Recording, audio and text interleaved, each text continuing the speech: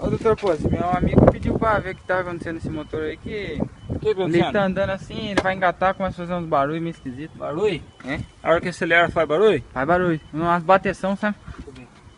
Ah, rapaz, já achei o problema. O que é? Aqui, ó.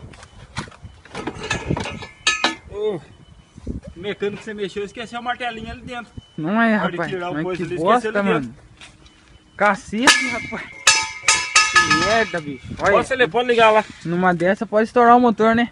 Pai, ainda bem que você parou aqui. Você andou quantos quilômetros? Ah, eu vim de lá de Rio de Janeiro até aqui. Rapaz do céu.